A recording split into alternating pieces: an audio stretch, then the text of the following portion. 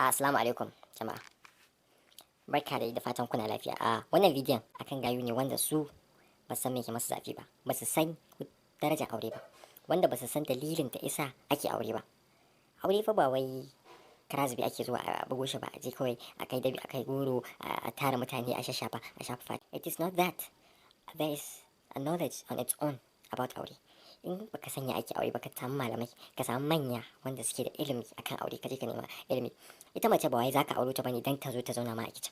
Ba wai zaka aure mace bane dan ta dinga ma girki. Kai shikenan kaman turo ka akai duniya dan ka ci abinci. Kullum kacau kana tauna. Sai ka ce wani wakilin tauna na Northern Nigeria. Mace to inda haka ka je restaurant ka dauko mata mana. Sai ka ce a restaurant ka je aka baka yarinya, kullum ka aje ta a kicin. Ita ce safe a kicin, rana a kicin, dare a kicin. Tiya uku na shinkafa take dafa ma da safe da rana da dare. Buhun shinkafa sai ga wasu sabon auren ka ga wata ɗaya kawai yake musu.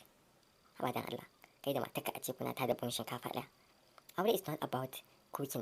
Mace ba wai cook bace, ba wai cook bace, yes, ba wai cook bace. Mace na da daraja. So it doesn't make any sense ka auro yarinya ka kai ta kicin. Kai a dole ta dinga ma girki. Sai ka ce restaurant ka je ka biya sadaki aka baka ita. Wannan abun fuck up ne, yawa ne wallahi. In ka san haka zaka mai da mace. Ka auro ta ka aje ta a kicin. Sai ka ce tukunya. Wallahi ka ma kai auren. Saboda cutarwa ne. Grade 1 cutarwa. Of course, dole a faɗa muku. Ku mazajen nan wallahi kuna cutar da mata fa. Wallahi kuna cutar da mata. Haba bawan Allah.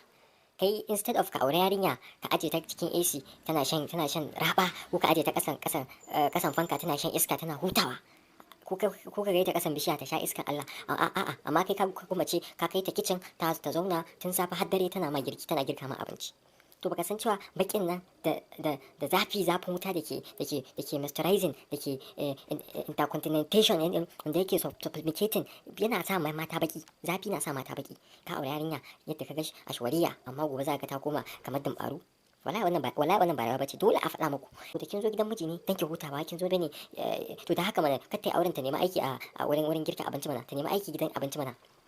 So guys, please, you guys should understand this. Aure ba wai kai tsaye ake yin shi ba. Dole akwai abubuwan da zaka duba kafin ka ce zaka fara ma maganar aure a gidanku. Wasu mazajen wallahi tallahi, you guys baku da mutunci.